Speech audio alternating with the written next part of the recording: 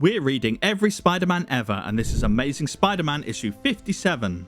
Despite defeating Doc Ock in the last issue, Spider-Man still has no memory of who he is, and he's lost and he's hungry. To cope with the hunger, he whisks away a sandwich from a high-rise party and eats it while sticking to the wall. Then, when it rains, he finds shelter in the roof of a train station, falling into a fitful sleep.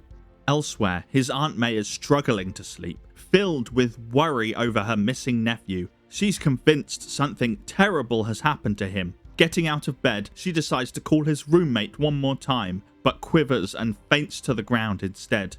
Aunt Anna calls for the doctor while we whisk across town to a meeting where Jonah Jameson is being admonished for letting Spider-Man get away last issue. Captain Stacy is in his corner though, and he says that he's been studying Spider-Man for a long time and is skeptical that the hero has broken bad. But the older Jameson won't hear it, and he has a plan to do what his son couldn't. And so we fly over to JFK Airport, where a man named Lord Plunder arrives with his pet saber-toothed tiger called Zabu. He is in the US to meet with lawyers and officially accept an inherited fortune. When he arrives at his hotel room, he rips off his suit, more comfortable as Ka-zar, Lord of the Jungle, than Lord Plunder. He just can't bear the trappings of civilization. His monologuing is interrupted by a knock on the door. It's Jonah Jameson. Once Jonah has calmed down from seeing a saber-toothed tiger, he explains to Ka-zar about the menace known as Spider-Man and offers money for his capture. Ka-zar accepts.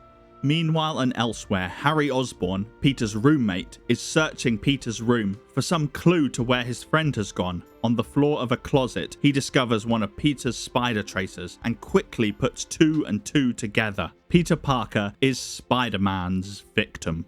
Peter Parker must have been kidnapped by Spider-Man. It's the only explanation that makes sense. Elsewhere, Spider-Man is searching for Jonah Jameson. Since John let him escape, he must know more about who Spider-Man is, and Spider-Man is looking for those answers. Spidey finds Jonah Jameson with Captain Stacy, and he quickly explains that he has lost his memory. But before he can find a solution, Gwen arrives to see her dad, and the moment that she sees Spider-Man, she yells and cries that Spider-Man has stolen her boyfriend. Even more confused, Spider-Man flees. Meanwhile, Ka-zar is on the hunt.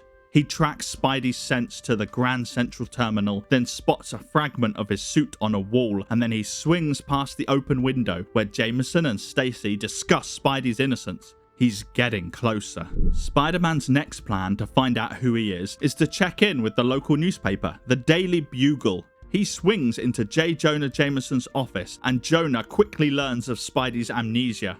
Taking quick advantage, Jonah pretends to be a fan who likes Spidey, but he likes him better without the mask.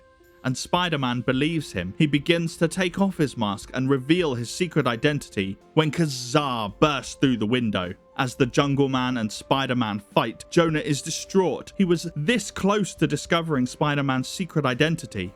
Spider-Man tries to flee the building, but Ka-zar is able to lasso his leg and straddle the wall crawler. Spidey is able to knock Ka-zar off the wall with a punch, drawing the attention of Zabu, his tiger. But when he tries to escape across a wire, Ka-zar recovers and springboards to him, knocking him down into a woodland area.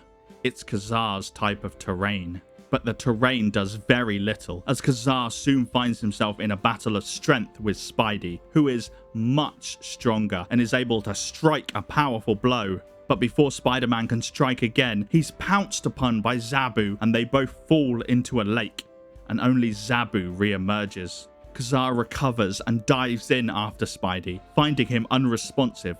He pulls him from the water. The battle now ended, maybe forever.